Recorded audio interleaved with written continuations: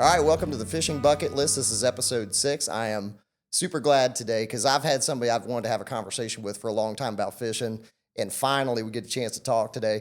Today my guest is Dr. Steve Taylor. Steve is the senior pastor over at Emerald Coast Fellowship. You have your own podcast called Good News Bay. I do. And you're an avid bass fisherman, man. So I am really glad to speak to you today. We're coming live today from Turn Up Studios, and I would like to thank Kramer Marine as our sponsor today. So Will Kramer, Chris Kramer, thanks for taking care of me every time I jack my boat up, and I do it a lot. So those guys take good care of me over there, man. They make sure my boat's running, man. I can get out when I need to. Yeah, so that's awesome. Yeah, no, they're good folks over there, man. So, and when I do something stupid, you know, what's great is they don't really get on to me about it. They just fix it and, you know, turn the other cheek. Are you hitting stuff? Is that what you're doing? Well, the last time I took it over there, man, I had run the boat and it acted like it started for fuel. And that's because I didn't have any fuel in the boat, man. And I swear to you, I would have thought that I had the boat full of gas because when I pumped gas in there, the thing kind of kicked back gas at me. Yep. And I think it was the pressure of the air and all that. But anyways, they didn't make fun of me at all about it. It was pretty Everybody great that's been on a boat for very long has done it at one time or another. Man, I swear to you, I have screwed up almost everything that you can screw up on a boat. You name it, I've done it. And the good thing is I've never done it the same thing twice. Right. Which is the whole key to this. So, yeah, thanks to Kramer Marine. I appreciate you guys keeping me on the water, man. But, you know, I'm excited to talk to you today, man. I feel like this might be the most well-behaved podcast for fishing that I've ever had, and our listeners have you to thank for that, I hope we can have fun, too. I really do. We definitely will, man. And I wanted to bring up something that, you know, I've listened to your podcast, and one of the things that you've mentioned in your podcast is, you know, you used to have conversations with your dad when you were younger about fishing. Is that where your love of fishing came from? Man, first, thank you for having me on the podcast. I'm flattered that you would ask me to be on the podcast. Glad you're here. And have been looking forward to having a conversation with you. Yes, my love for fishing came from time on the boat with my dad when I was little.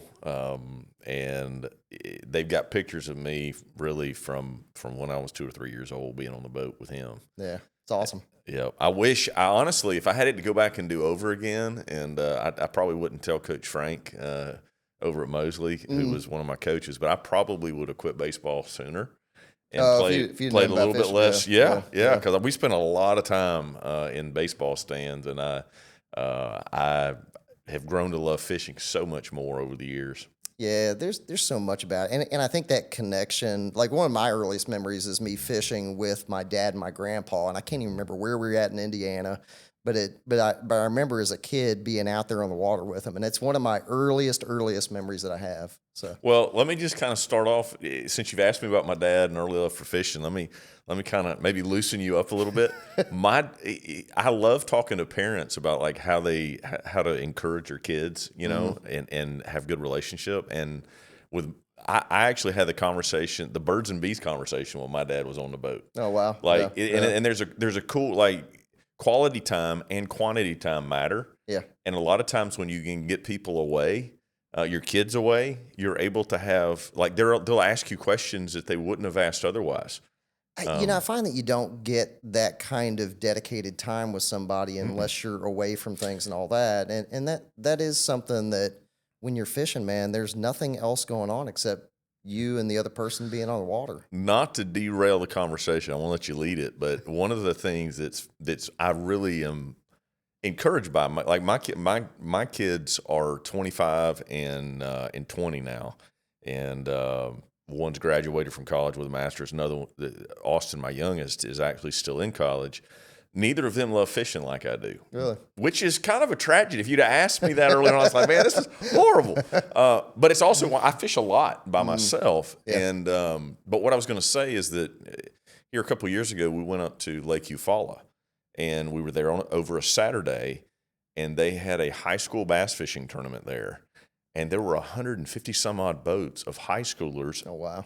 Some of them were 4th and 5th graders even that were able to participate. No kidding. And every boat had a captain, usually was a man, didn't have to be, but then they had 2 boys that were on each boat. To think that these boys practice, and then we've got a local team that started at Mosley now, and I saw that, and some others that are trying to start some clubs.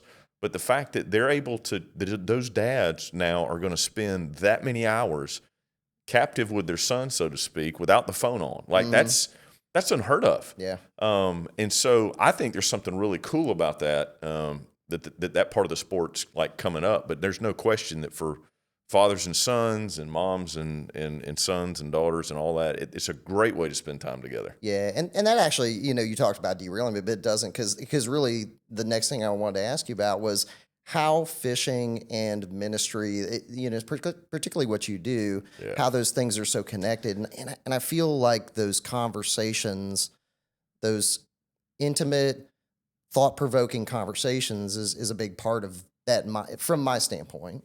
So there's a Bible verse I take pretty literally, and I should be able to quote you the address on it, and I can't. It's in the letter that Peter wrote. I want to say it's 1 Peter 4:13, but that may be not accurate.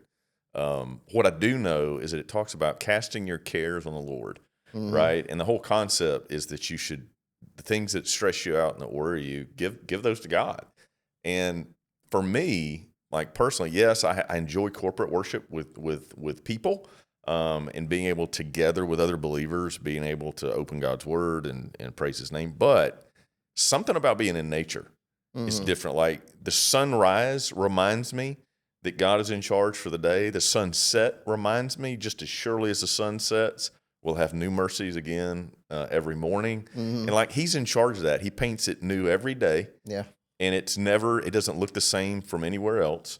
But it's not just that. Like I tend to see him in all sorts. Like it sounds like I'm getting to be an old man, but you'll see that I post pictures of flowers sometimes. There were some water lilies that had those beautiful white flowers that open up. Yeah. And it's just a way of taking that in that causes you to take a deep breath. It absolutely does. One of the times where that really hit me the most is I went to Alaska a couple of years back. And I swear to you, man, if I hadn't caught a fish that entire trip, it would have been incredible. Yep. And it really felt like a spiritual experience, just being there in nature and it felt like you were closer to God, just being out there and getting away from tech and away from the worries of the world and living in the moment. It was really something, man. There really is something therapeutic about it for me. I also will say that over the years, I have. When I was in Jacksonville, we actually had a bass club at the church, and it was nice.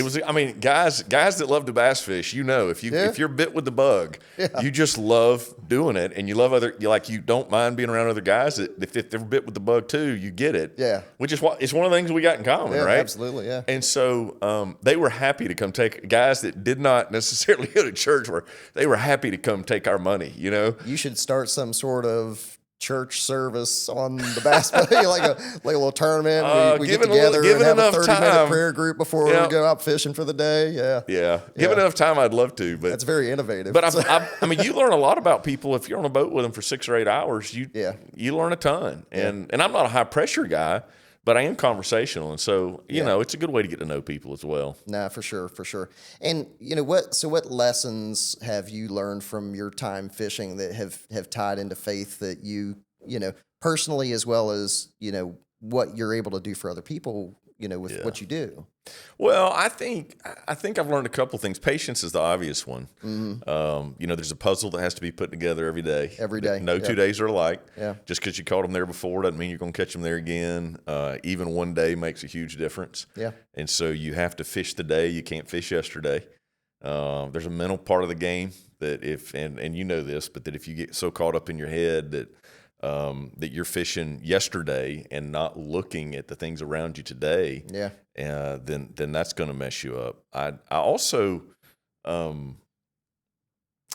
don't know. I like the idea of being able to, when I'm looking, you're asking me about spiritual lessons that come with that. So patience is going to be one of those.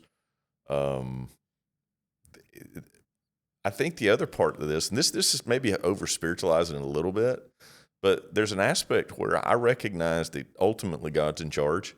Yeah. And so I'm not smarter than the fish. I'm not smarter than I don't understand all the science. I want to know more of the science. Yeah. But I also know sometimes it's just good to be in the right place at the right time. Yeah. And I think in life it's that way. And you're not always in charge. And sometimes the humility of it, particularly bass fishing, because bass fishing can be very much that way. I've found has, and then that leads to patience. You have to learn to be patient and humble, and Yeah. you keep working and you're watching things, and I love that bass fishing. You have to pay attention to every little Yeah. detail, and your eyes are open, right? Like you can't bass fish if your eyes aren't open and paying attention and really scrutinizing those details. Another thing I think is interesting. I mean, it's cool that you're catching me raw. Like you're giving me questions that I haven't already looked at. And so I'm having to think about it like in real time, which is kind of cool. But I would say there's a combination of both. And I'm talking spiritually, but a combination of God being in charge of things, but also grace. Mm-hmm. Like I can work super hard and have more success because I've worked hard. Yeah. And those that have fished with me would probably, if you ask Brian Daffin, who's a friend of mine that I have fished with a fair amount, he would describe me as kind of a workhorse. Like I'm gonna get out there. I'm probably gonna cast. I don't mind working hard if that means getting a big heavy weight and punching through the vegetation all day long. I'm gonna get a lot. I'm gonna be in a lot of places, and I'm gonna keep working at it. I'm not gonna get tired. I'm probably not gonna stop and eat lunch. I mean, I can if I need to go relax mode. Yeah. But if it's about whether or not I get enough cast in, I'm probably going to get more cast in than the average guy. Yeah. Because I'm just not going to quit. And so there's a picture of perseverance on the one hand. Yeah, I would say perseverance. Yeah, but you also have to be in the right place at the right time. And sometimes you don't get to be in charge of that part of it. Yep. And you can lose a good fish, right? You can do all the things right, and that fish still get off. Yeah.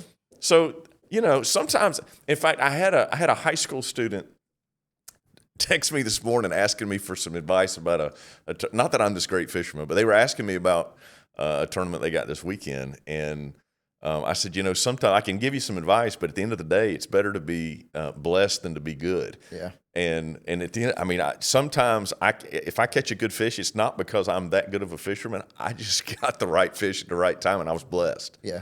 Yeah, for sure. And it's definitely that way. Bass fishing, well, and so many other things in life too. But I mean, business is that way to some extent. Yeah, it is. Yeah. I mean, it's about relationships and people, and you need to work hard.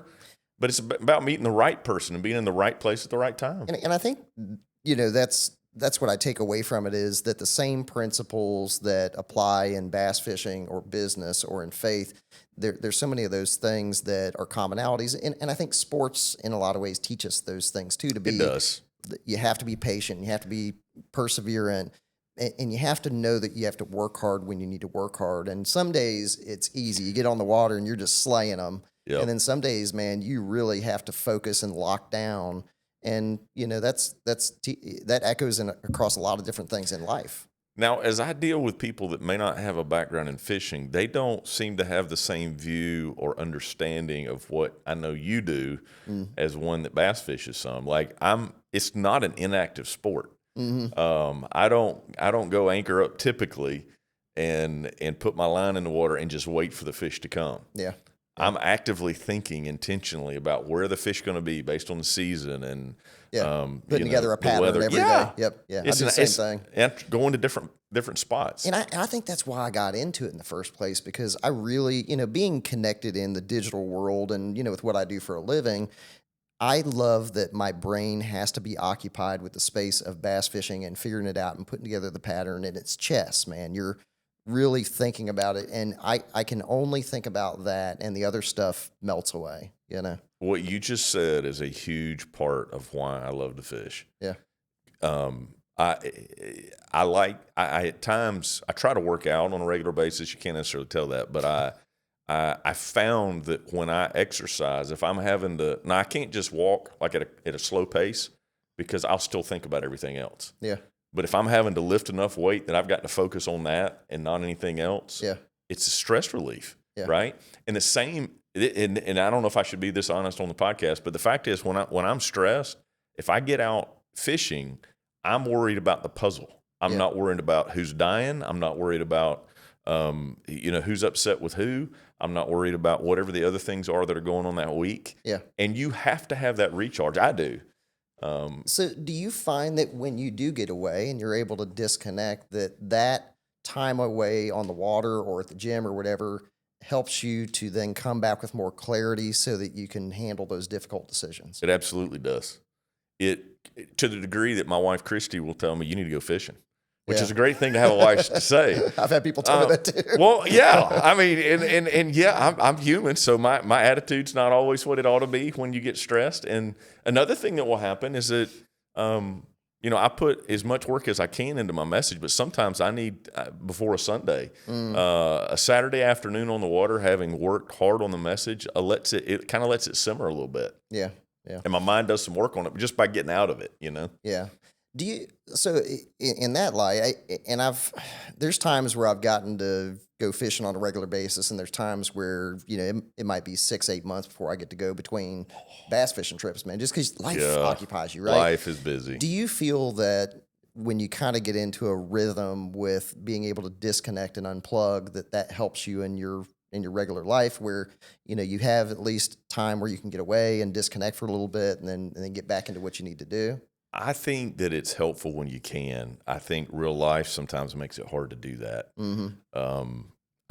We have a little space on, like, I don't tell this a lot, but because I don't want people to judge me for it, but I feel like I'm living a dream in a sense, because I have a little bitty piece of property that's got a corner spot on Deer Point Lake. Oh, nice. And so that's about the only place I fish. I mean, sometimes I'll pull the boat and I'll go somewhere else.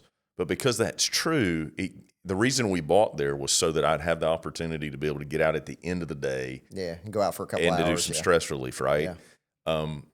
It's not common for me to have 8 or 10 or 12 hours to go do a thing. Yeah. And that's one of the reasons it's one reason I don't fish tournaments more than I do, is because I just don't have that quantity of time. But it does make a difference. Yeah. I used to, before I had kids, I would do tournaments and stuff, local club tournaments and all. And man, I can't even imagine having 8 to 10 solid hours to go do something like that. It's hard to do that. Yeah. And so I'm just saying that just because I do think that fishing has a tremendous value in helping me reset mentally. I think what I like to do now, and this may sound strange in a ways, but we both are in the creative world to some extent, right? And so I like to get away by myself for a couple of days, and it's not uncommon for me, like just talking through how I plan, is to be up before daybreak and study up until, say, lunchtime, and then go out and fish in the afternoon. And it takes a certain amount of discipline to do that, because when you're there, you're like, I just want to go fish the whole time. But I'm there for a purpose, and I really find that the thinking is clearer because of it. Yeah. So I agree. I've always felt that when you get away, it takes a good 24 hours to really kind of let some of those things go and to decompress and to where you can really think clearly. And we've talked about this on previous podcasts, like when you get away from the cell phone service and you're just out in nothing. I feel like that weight of the world gets off you in 24 hours. It comes back faster than that as soon as the cell phone starts dinging. But I do think that really, mental clarity wise, to be able to get away is so powerful. So it's good stuff. Yeah, for sure. So one more religious question, and we'll move on to some other stuff. So, in the Bible, Jesus chose fishermen as some of his first disciples, right? Yeah. And so why do you think that profession was so significant in the gospel? Well, I think it was common in the Holy Land. It was common in the place where Jesus was. And so a lot of the people there made their living off the Sea of Galilee. I think it's interesting to point out that Peter, when they look at the background of the disciples, several of those guys were not just, they were fishermen. And some worked for the business, if you will, but Peter had a little bit of business background in him. I mean, that being able to get the fish and sell the fish and own the boats and some of those kinds of things. I mean, they left their nets, they left their boats, but there was a business aspect to that. But I think it was a common trade in that area. I think they were normal people.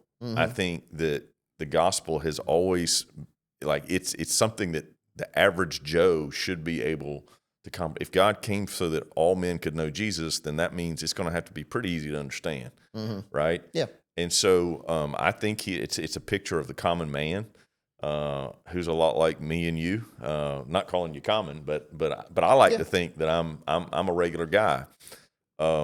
Why he chose fishing, I don't know. I haven't thought about that, because there were a lot of them that were. But if it is something that's for the common man, then maybe that's a way to say that the common man can be a disciple. right? Yes. So, and that fishing is so relatable to so many other aspects in life is something that, we all could do. Absolutely. Yeah.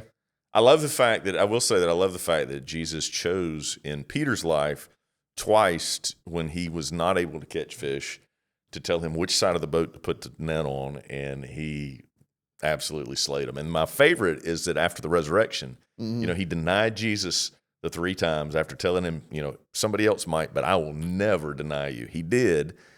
And then Jesus found him. He came out on the water, helped him and because he'd gone fishing to clear his mind. He said, I'm going fishing. Some of the disciples went with him. And he, on the beach that day, Jesus came to him. He had an incredible, like they caught, I think it was 153 big ones.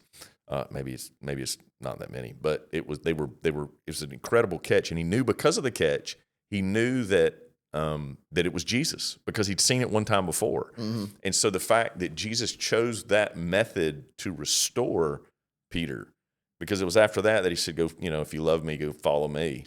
But he used fishing as a big chunk of what they did. Particularly, it's particularly true in the New Testament, but anyway. Yeah. No, that may awesome. be more Jesus than what you wanted in the podcast, No, man. I hope not. Hey, man, I definitely wanted to ask you some questions because there are so many parallels there to things that, we're talking about and that we get into. And again, today is probably my most well-behaved podcast of the fishing that we're going to probably ever do. Well, but I will say one of the reasons I like going to the boat ramp is because I meet regular guys, know? Yeah. And I like it when sometimes I don't want to act out, but I just want to be treated normal. Yeah. And so it's good sometimes to get with other fishermen and just talk fishing. Yeah. No, that's great, man. That's great. All right, we're going to take a real quick break. I do want to thank our sponsor, Kramer Marine. Thank you for taking care of me, making sure I'm always on the water. Well, unless I break a boat, and then I got to have it in the shop for a couple days. But yeah, from now on, I'm putting gas in the boat. But I also like to thank BassTackleSupply.com. Resource for all your freshwater fishing tackle. You can use TWORODS for 10% off an order on BassTackleSupply.com. So please check them out, support them, help support the podcast here. So, Steve, let's kind of turn the page a little bit. I want to ask you about, just fishing destinations and more about your bass fishing and all that. So if you could fish anywhere in the world for bass, where's a place that you would love to go? Well, I've never been to Lake Okeechobee. Oh, yeah? It is on my bucket list. Oh, it's jamming, man. I've been there. Have you been there? It's dynamite, yeah. I've seen it on TV my whole life, growing up watching the tournaments there. I'd like to go to Lake Martin one day. Yeah. But there's tons of places I would like to go.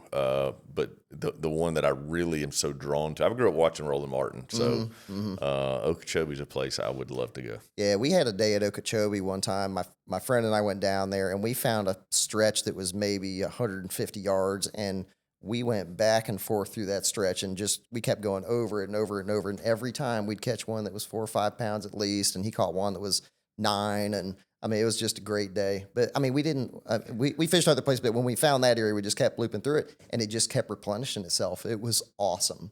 So that is awesome. That was a great day, man. There's a place fairly nearby called Benville Plantation. If you've never been there, Benville is fantastic as well. Back in the day, it used to be an old sulfur mine, and then they filled in the sulfur mine and turned it into a bass lake, and those fish are big and strong and mean. So that may be a place that we have to go check out. I've never been there. There are some phosphate pits close to there that the state regulates that are public. And I fished those a little bit. I made the trip when I lived in Jacksonville over, I think it's near White Springs. Yeah, that sounds about right. And I fished those some. I never caught any monsters, but I caught pretty good numbers there. Yeah, this is like a private plantation that you have to pay to go to and all that. But they used to do it where you would have a membership and you can go as much as you want. Wow. So I had a friend that was in my local bass club that we'd go up there, once or twice a year and go do it. And there were days where we caught 150 plus bass on the lake. And it's a bunch of fish. It was dynamite, man. It was probably the second best bass fishery I've ever been to in my life. The first one being El Salto in Mexico. You ever heard of it? I've heard of it, never been. Yeah, so we were fortunate. So what was kind of cool, and this is why you got to be patient and not get too worked up when you got trips planned. But a friend and I were supposed to go to Brazil a couple of years ago, and what happened is like the week before the Brazil trip, the floodwaters jumped up on the Amazon River. So what we ended up doing was the same company, Anglers Inn International, also does a thing at El Salto, which I'd heard about, but I'd never been. And so we kind of had to change gears at the last minute. Instead of going to Brazil, we booked a trip to El Salto. And I swear to you, man, I have never been to a place that is that good a quality and quantity as what El Salto is. Are there a lot of places in Mexico that people go to destination bass fish, or is Yeah. that the place that we typically see when Jimmy Houston or some of those guys are in Yeah. Mexico catching fish? Well, actually, Benville, they used to do a lot of stuff like guys like Jimmy Houston and Roland Martin used to go there and catch fish there and record and all that. Oh, there, yeah. because it's so good. But there are several places over there on the peninsula. Like if you go to the Baja Peninsula and go over the mainland, that's kind of where those places are. Okay. But there's another one that we went to called Pachachos, and Pachachos was really, really good too. Not as good a quality as El Salto. I felt like El Salto, we had two guys within 5 minutes of each other catch 13-pounders on the same boat. Oh, word. And we had, me and my friend, one day we had a wad of like 7-pound bass that we were crankbaiting through, deep crankbaiting. And it was 45 minutes of us catching like 5, 6, 7-pound bass. And That's a dream trip, my man. arm was exhausted by the end of it, man. That's how good it was. Good night. I can't fathom that. Yeah. Well, so I'll tell you this. So it is awesome. Currently, you cannot get there though. So Really? yeah, I actually called like a month ago and talked to them about booking another trip. And currently, the city that's nearby is occupied by the cartel, right? Yeah, that's And- not good. Yeah, and so in the area that city is nearby, they've killed like 900 people in the last 6 months, which is crazy. But that's where we were previously, and now the cartel has taken over the area. And then I guess if they ever get pushed back out, they'll start doing trips again. But it's if it ever is safe to go again, that is an absolutely crazy place to go. So, Wow. yeah. One of the coolest places I've been, our family made a trip out to California. My son had a friend that moved out there with the military. And so they decided one day, he and his friend and the rest of the family went to, is it Magic Kingdom that's out there? As far as So that Walt Disney World's on this side. So, Disneyland out there. Yeah. Okay. Yeah. so they went to Disneyland, and I got a guided trip at Lake Casitas, Nice. which was really Oh, cool. yeah, I've heard I about didn't catch that, a yeah. monster, but I caught a lot of really nice fish that Yeah, day. they have them. So And it's a different. I mean, it's just a completely different looking fishery yeah. than what we do here. Yeah, and they've done a ton of stuff over there. Like I know swim baiting was real big over there for a long time, and that lake has been world renowned for the quality that it's producing over there. So yeah, so they actually do fishing trips at Disney here too in Orlando. They do. And I've done them, and Have man, you? they're really good, man. We've had some days out there that was just off the charts because I think those fish don't get pressured, and I think that the people that fish on there don't really always know what they're doing, and Yep. so those fish feel pretty safe. But man, I had a topwater frog day out there that was awesome, man.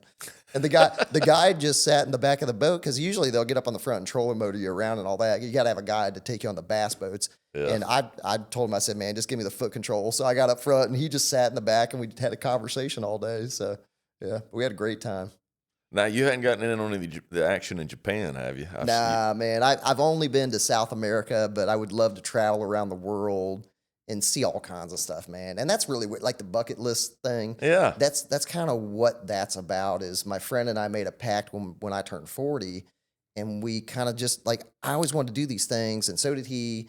And man, if you don't have someone to hold you accountable, like go and adventure and see the world, I felt like I was never going to do it. So we agreed every year we're going to do at least one trip where we go and do something crazy and adventurous and, you know, do all these things that we want to do while we're young enough to enjoy it, man. No, But that's a Japan's good thing. on the list, man. Is it? Yeah. That's something I'd love to see. I mean, in some of it, like I said with Alaska, you know, if I don't catch a fish, I'm still enjoying every second of it, man. I want to fly into a lake in Alaska. Oh, it's awesome, and- man. and You haven't do been? that. Uh-uh.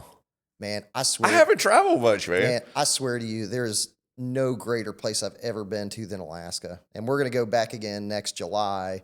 I got some friends that want to go, so maybe you could join us I on need that. to hit you up with Yeah. for a list of places that I should go because you've got a lot of experience with that stuff. It is sounds so like. good, man. I swear to you. So the first time we went to Alaska, the very first day we did a fly out trip across the Sound. We go into between these Arctic mountains, man. They're like snow-capped mountains, and we fly into this glacier lake on this seaplane, Yeah. right? And we fished and we caught the snot out of them that day. And dude, there were eagles everywhere. There's like bears behind us. I mean, like it was so Yeah. awesome. We got in the car at the end of the day, and my buddy and I looked at each other. We're like, I don't know how it's going to get better than this. Like this was our first day of the trip. Like this is the greatest day of my life. How is this going to get better, right? And it was that good, man. That's awesome. Yeah, so you definitely have to check it out. I'll let you know when we Please book do. the trip. So That's cool. yeah, but there's places like that in the world that I think you just got to see. So are there places that you have wanted to see that you have on the bucket list? Are there types of species that you really want to try? Smallmouth bass is one. Yeah. Like we made a trip up to Pigeon Forge one time, and a lot of times when the kids were little, I'd get up, whether we were going to Disney and I was fishing little ponds around the hotel, or if we went to Pigeon Forge and I had gotten up early thinking I'm going to go down here to the little river that runs through it and I'm gonna catch me a smallmouth. And I caught one that's about 4 inches long, but yeah, still counts. It counts, but you see how hard they pull, and I think I've heard that the northern bass are a lot easier to catch. Yeah, these Florida stream bass are not easy to catch. No, and so and smallies, when you get in a school of smallies too, I think you can really up your numbers real good on those. And yeah. Well, and I don't know, there's so many good fisheries now. It seems like they're doing such a good job with managing some of them. At least that's what I see when I'm looking online or on television at what some of those guys are catching. But smallmouth bass, I think, would be a fish that I would love to catch species wise. And then if I ever did get a chance to go out to Alaska, I'd love to catch whatever the species are that are up there that are on those lakes. The big muskie, seaminch. I mean, I catch a fair amount of these what we call pike down here, which are it's a trash fish, really.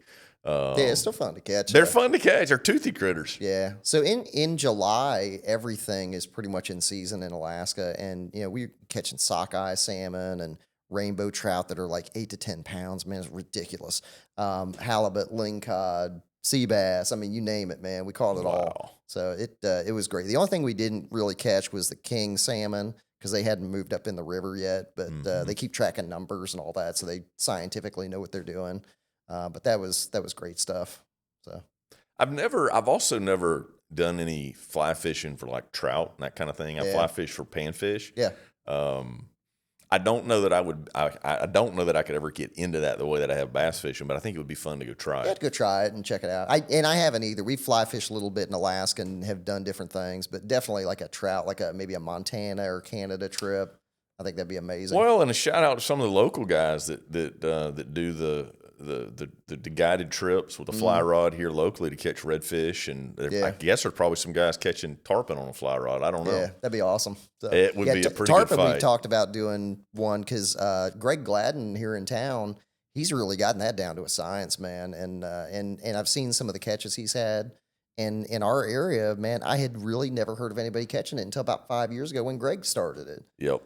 Well, I know Justin Leake's a friend of mine as well, and both of those guys I think have had a ton of success on those. And as a kid, I just don't remember hearing people talk about catching tarpon but they're within around. the side of the beach. I mean, the idea that you could catch a fish like that and then hop in the water with it and get your picture made, and release it, that's pretty cool. It is. And those fish, those tarpon that they're catching are right off the beach. I mean, you literally see the condos in the pictures right behind those guys, man. So, we're living in the middle of a world-class fishery. We really are. Yeah. It's pretty cool stuff. So do you get out saltwater fishing much? I know you bass fish a bunch. Well, but, because I like to get out by myself, I sound like an introvert, but I spend so much time around people. Yeah. The saltwater thing is really going to be more, generally is going to be more of a group activity, particularly when you start talking about like the offshore fishing and stuff. Yeah.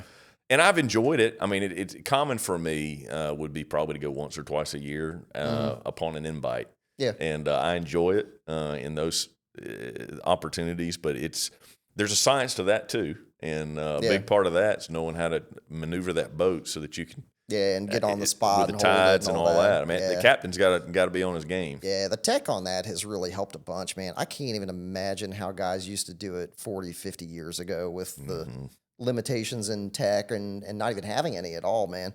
But the guys now, I mean, we have things where you can specifically place and see what's on the bottom with the bathymetry and be able to have, trolling motors and jets on the boat that hold it in place, man. What a time to be alive. I do know, and I don't know how much of your audience is local to Bay County, but I can tell you that having lived in Jacksonville, the offshore fishing there, you have to go way farther offshore to get to the deep water spots. And between Panama City and Destin and this area that we live in, like they're jealous of us over there because it doesn't take that long to get to some deep water fish and in solid offshore fishing. So if you like that kind of fishing, we're really blessed in the area that we live in. Yeah, we have a real diverse ability to catch different types of fish around here. You think about the inshore, offshore, freshwater. I mean, it's all right here, man. It's a great, great place to live if you love fishing, man. It is. Yeah. It's funny. I say that, but when I lived in Maryland before I moved down here in 2000, I wasn't nearly into fishing like I am now, right? I think the bug hit me when I moved here and kind of started experiencing the lifestyle. And frankly, when I lived in Maryland, I didn't have time to do it anyways, because life is different up that way, man. It's in Bay County, Florida. I feel like you have enough slowness in the pace of life to really enjoy life and all that. In my experience, a lot of the people that enjoy it so much here are people that do love the sunsets. They may love the beach, but they certainly love the water. But we're not a place at this point, at least, that has as much with like AAA ball clubs or NFL teams or any of that kind of stuff. And so, if you love the water, though, it's a paradise. Yeah, we got a great lifestyle here. I love it. Yeah. So that leads me to something else I want to ask you about. So your podcast, Good News Bay, yes, sir, has really become a great resource for positive things that are going on in our community, man. And I love that you do it, man. I've enjoyed the conversations. Thank you. What motivated you to start that podcast? Thank you for asking that. In all honesty, a lot of what I had seen, particularly after the hurricane, was people being discouraged. And I feel like that as a community, we've made a ton of progress. Mm-hmm. I also know, because we have experienced as a community so much change, that sometimes gets overshadowed by things that we feel like that we've lost, or the struggle of what we've walked through. And I think a lot of that's true beyond Bay County. That Mm-hmm. there's just the negativity tends to get the publicity in some ways. I felt like that if I could get certain folks on, like in a chair like this, and have Mm-hmm. a conversation and let them in long form tell their story, that we would be so much more positive about what's actually happening than if we just heard a soundbite that may or may not be in context. And so it's been such a pleasure to have Bob Micah, the city manager, come on, or county manager in Bay County, and talk about, for instance, all the progress we've made since the storm. And you look at all the opportunities we have from that. And, we've had a lot of different guests, but at the end of the day, I'm a Jesus-loving person, and it is my calling to share the good news that way. But I think in large part, we're supposed to be people, as Christians anyway, we're supposed to be people that are making our community better because we live there. Yeah. And I think there's an incredible number of things that are happening that are positive, and we just don't get to hear that. And agree. And so if there's a lot of negative, you're going to generally be negative if you hang around negative folks. And I think that's why the podcast to me really stands out, because there is so much polarizing stuff online through social platforms, through the news that you hear, that having a resource where you're hearing real stories, man. And genuinely, man, our community is on such a great path from the hurricane. The things that we've accomplished together. And I said, I posted something yesterday, just it takes all of us, man. Like Alan Branch told me the other day, man, he said, one person can start a fire, right? But it takes all of us to get that fire blazing, right? Like together we got this. And the people that you talk to on that podcast, man, are the people that are responsible for taking us from this terrible place where we were at after the hurricane to where we are thriving like this community has never thrived before. Yeah. And it's those stories, man. And when you hear it, you can't help but be inspired. And you can't help but want to be a part of keeping that thing going, right? Well, I'm grateful that you've listened. I'm grateful for so many in our community that are some of those key leaders that have been willing to share their story. And in some ways, they put a bullseye on themselves, because they can take what we put out there and do whatever they want with it. And I've been very blessed, I think, with the willingness of folks to be on the podcast. And I'm proud of what we've been able to do with it, and I hope it's something that I can keep doing. Yeah, absolutely. So I appreciate you doing that. I did want to ask you on that. Do you ever see yourself doing a Good News Bay on the water edition? I'm open to ideas. Got to innovate, man. Yeah, you do. You do. I've done one or two. The cameras that we have the ability to take those on site. We did that when we were able to interview the commander at the Air Force Base in his office. But we've only done that one time. Yeah. And so what you're talking about is a whole different animal. Right. Hey, Everett might be able to make that happen, man. It would be fun. Yeah. So true story, man. So my friend Michael Bennett used to be FLW. He's actually a world champion. He won the Forest Wood Cup. Okay. When he was back fishing for FLW, we rigged away, because I know tech and all that, we rigged away to live stream his practices before anybody was doing it, right? And so FLW kind of caught wind of what we were doing, and they asked us some questions about how we do it. And now everybody does it, man. They're live streaming all over the place. And so I felt like I had a hand in some of that innovative thing. I mean, they just asked us questions about how we're doing it and all that. And then I'm sure their super smart tech guys took it to a whole nother level. But that was a pretty cool thing. So you think I'd be able to loosen my podcast guest up a little more if I got them on the water? Hey, man, it never hurts to talk about fishing, right? No, it doesn't. But hey, I'm pretty sure Everett can make that happen. We can do a on the water version. Oh, so. we may have to talk to Everett then.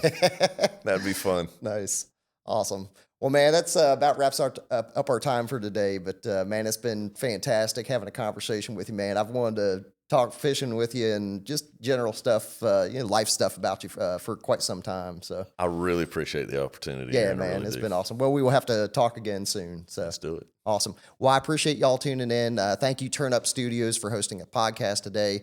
Kramer Marine, you're the greatest. Keep me on the water. And please visit basstacklesupply.com for any freshwater tackle needs. Thanks a bunch for tuning in. See you next time.